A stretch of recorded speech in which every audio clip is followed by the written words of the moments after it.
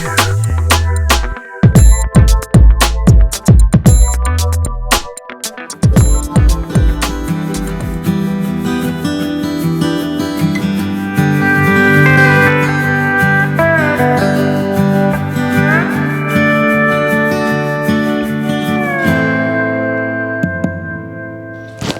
तो मैचिंग हो गया।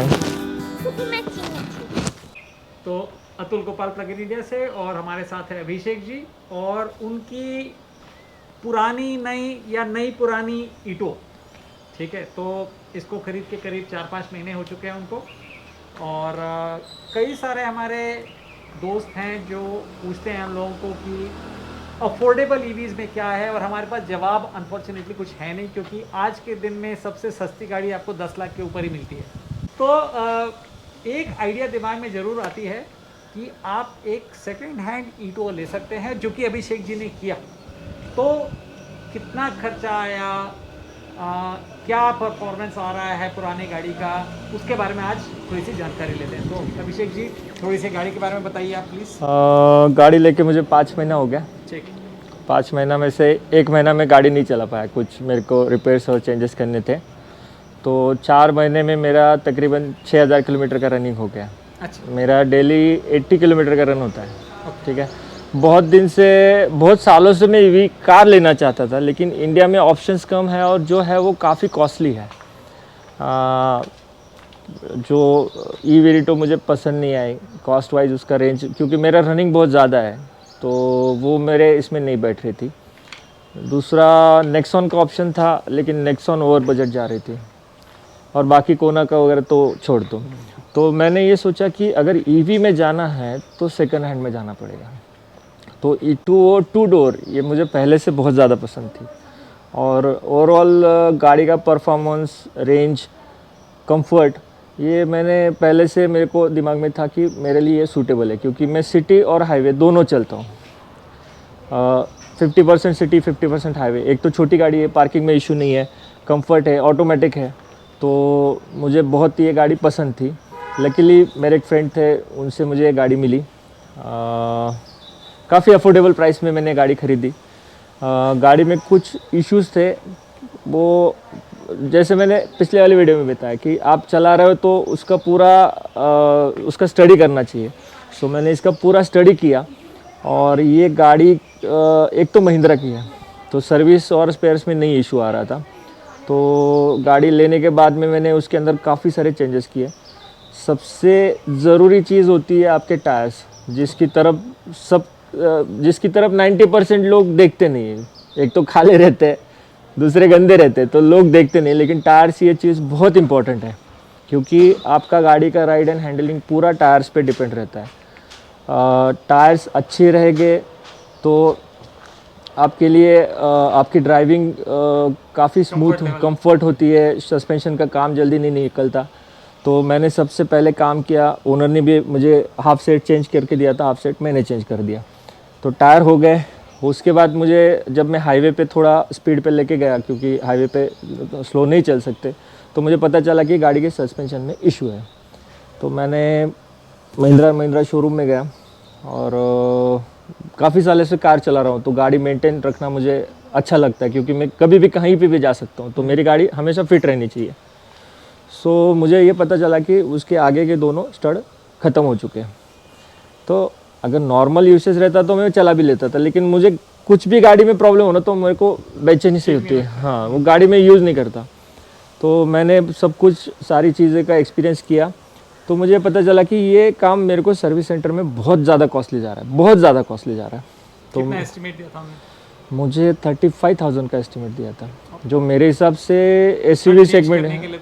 हाँ, एसयूवी सेगमेंट के लिए भी ये खर्चा ज़्यादा लग रहा था। तो मैंने क्या किया, पहले तो नॉर्मल अलाइनमेंट वाले के पास लेके गया, जो मेरी बाकी गाड़ियाँ अलाइनमेंट करता है।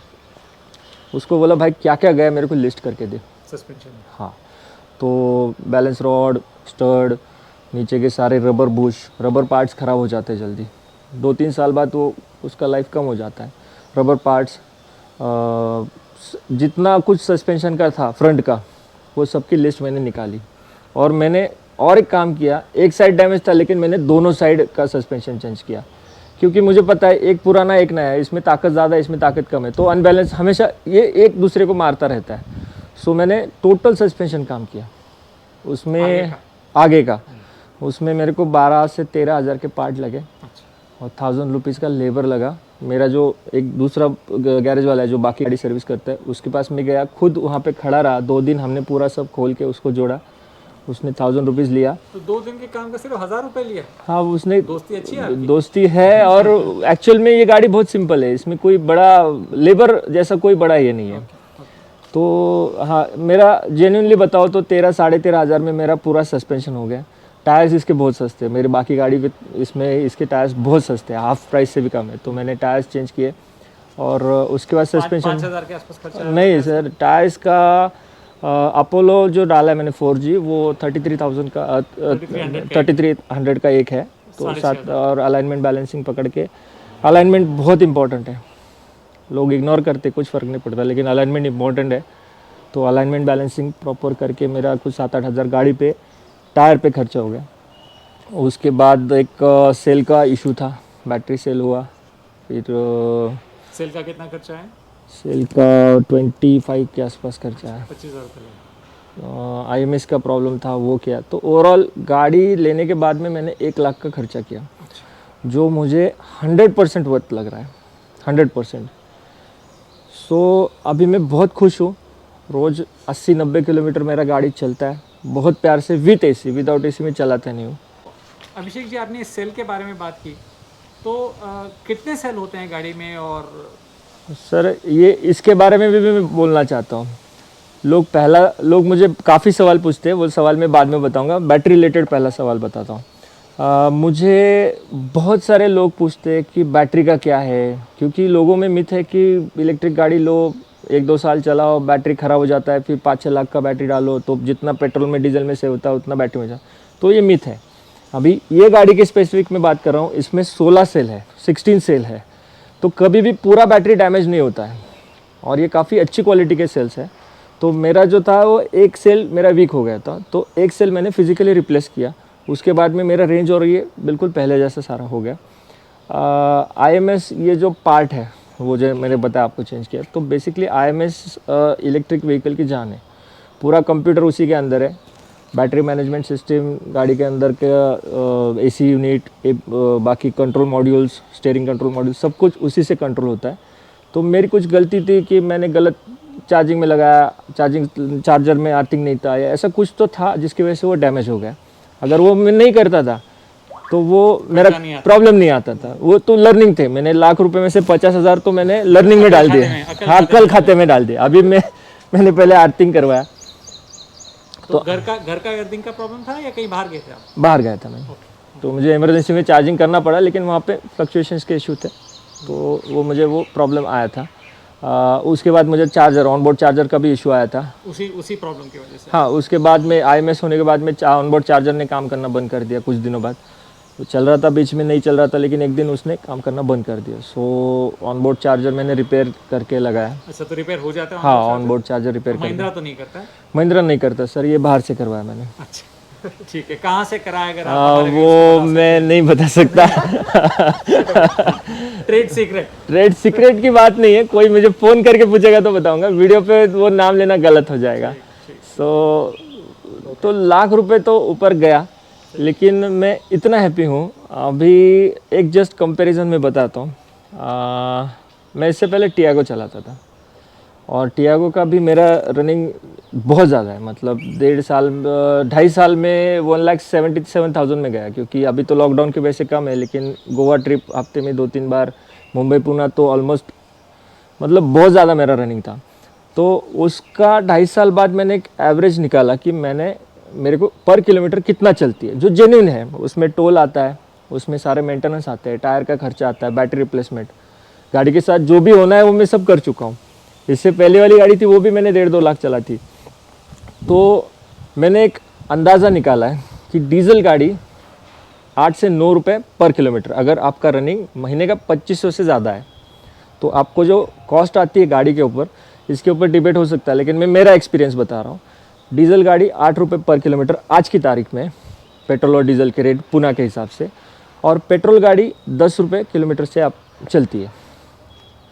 और ईवी का कैलकुलेशन करो तो ईवी ऑल मेंटेनेंस, ये पहले का 1 लाख छोड़ दो, वो छोड़ दो, उसके बाद में भी मैं गाड़ी प्रॉपर मेंटेन रखता हूँ।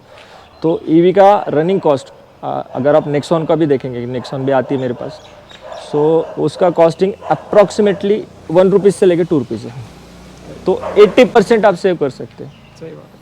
और अभी गवर्नमेंट पॉलिसीज़ भी बहुत अच्छी हो गई। जैसे मैं दिल्ली में गया था तो दिल्ली में अभी ईवीज़ में टोल नहीं है। अच्छा। दिल्ली जैसे शहर में, काफ़ी बड़ा शहर है, तो काफ़ी जगह पे लोकली भी टोल आपको पे करना पड़ता है, तो टोल नहीं है।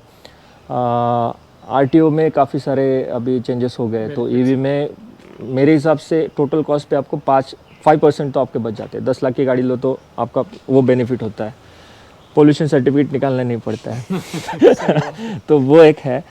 और ओवरऑल ईवी से तो मैं 100% खुश हूँ। और मैं तो फोकट में चलाता हूँ, मेरे घर में सोलर है तो ये गाड़ी तो मेरी सोलर पे चार्ज हो जाती है।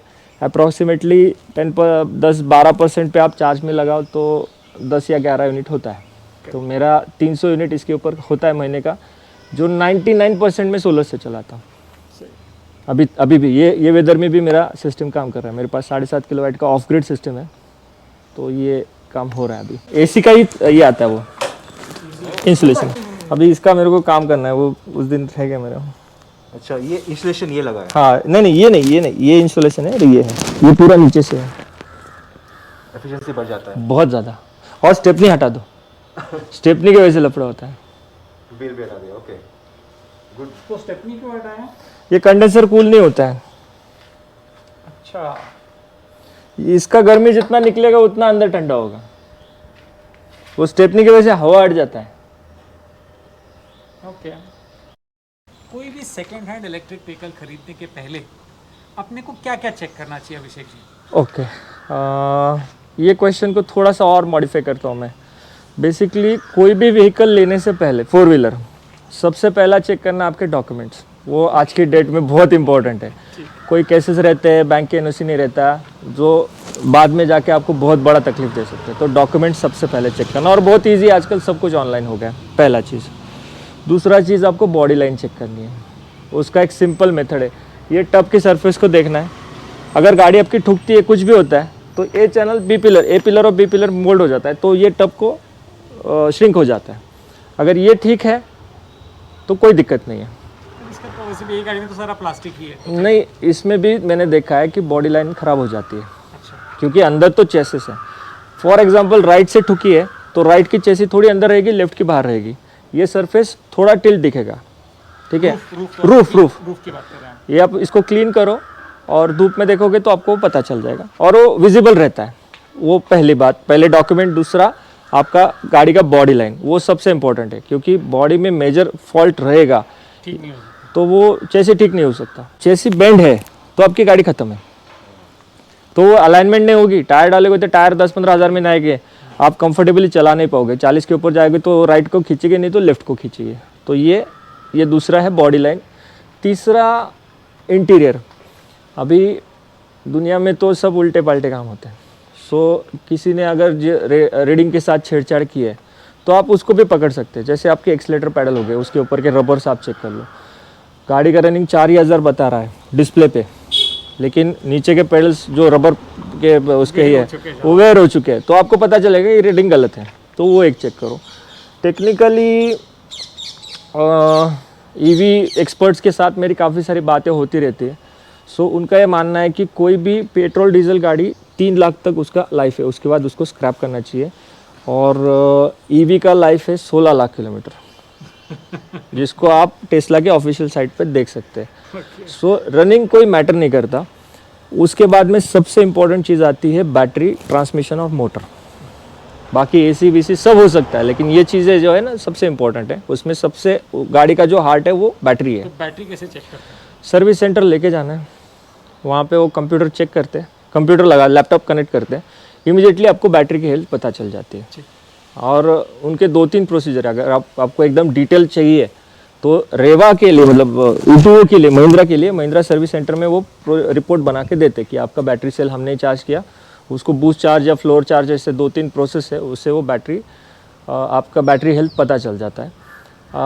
मोस्टली अभी मेरे इसी लॉट की गाड़ियों का अभी 80-90 किलोमीटर तक आ चुका है, इसके नीचे नहीं जाता है और जाना भी नहीं चाहिए। तो 80-90 किलोमीटर ये प्राइस में तो काफ़ी बढ़िया है। तो मेन चीज़ है कि ऑथराइज सेंटर के पास आप जब जा रहे हैं इलेक्ट्रिक गाड़ी के, तो वो लोग अपना लैपटॉप कनेक्ट करके आपको बैटरी के सेल हेल्थ का इंफॉर्मेशन दे देंगे, जो कि जानना बहुत ज़रूरी है क्योंकि ये खर्चीला आइटम है। हाँ, ठीक है। मोटर और इसके बारे में कुछ आपने कुछ देखा? मैंने जो एक्सपीरियंस किया उसमें 99.99% इसमें प्रॉब्लम नहीं आता है। ठीक, तो उसका टेंशन लेने की जरूरत नहीं। नहीं। ओके, कई लोगों का ये भी मानना है कि सारा का सारा बैटरी स्क्रैप करके आप नया सेल डालो और फिर कहानी ख़त्म कर दो। कंपनी अभी एज पर रूल 7 ईयर्स उसके कंपोनेंट्स रखेंगे, उसके बाद वो डिस्कार्ड कर देंगे क्योंकि ज़माना बदल रहा है। मैं किसी भी अल्ट्रेशन के बिल्कुल ख़िलाफ़ हूँ। जो रेंज एक्सटेंडर है, एडिशनल बैटरी है, उनके सबकी गाड़ियाँ मैंने चलाई है, एक्सपीरियंस किया है। तो उसमें इशू क्या है कि मेन बैटरी खा जाती है, क्योंकि सिंपल सा लॉजिक है। आपने ओकिनावा में भी देखा है कि दोनों पैक पैरेलल में करना मुश्किल है। तो कोई अल्ट्रेशन मत कीजिए। ठीक, हाँ, हॉर्न वगैरह जो बेसिक एक्सेसरी शॉप में मिलता है वो पैक चेंज करके दूसरा पैक डालना वो भी ऑल्टरेशन नहीं। ये सर एक देखिए, अभी क्या है कि सबसे पहले तो 16 में से 16 सेल कभी नहीं जाएंगे। 1 लाख में एक केस होगा। बैटरी खुद इतनी स्मार्ट है, इतने सारे प्रोटेक्शन है कि 16 में से 16 सेल जाना है हाईली इम्पॉसिबल है। पहली चीज़, 1-2 सेल काफ़ी अफोर्डेबल प्राइस में आप चेंज कर सकते हो, वो भी उसको काफ़ी किलोमीटर्स के बाद में। तो सबसे पहला रिकमेंडेशन है कि अच्छा सेल ढूंढो। पुराने भी आजकल मिल रहे हैं क्योंकि ईटोज़ काफ़ी सारे स्क्रैप भी हो रहे हैं। तो उसी लॉट में आप उसको लगाओ, प्रॉपर टेस्ट करो उसका। ये सारा काम कंपनी में होना चाहिए, बाहर कहीं मत करो। ठीक है। ये बैटरी का हो गया। सो पूरा बैटरी चेंज करना ये वेस्ट ऑफ मनी, ऐसा मुझे लगता है। दूसरा, कंपेटेबिलिटी। आज की तारीख में जो सेल्स आ रहे हैं वो काफ़ी अच्छी क्वालिटी के आ रहे हैं। तो वो और ये टेक्नोलॉजी, क्योंकि सिर्फ बैटरी नहीं है, सारा उसके साथ में मैंने सब खोल के देखा है।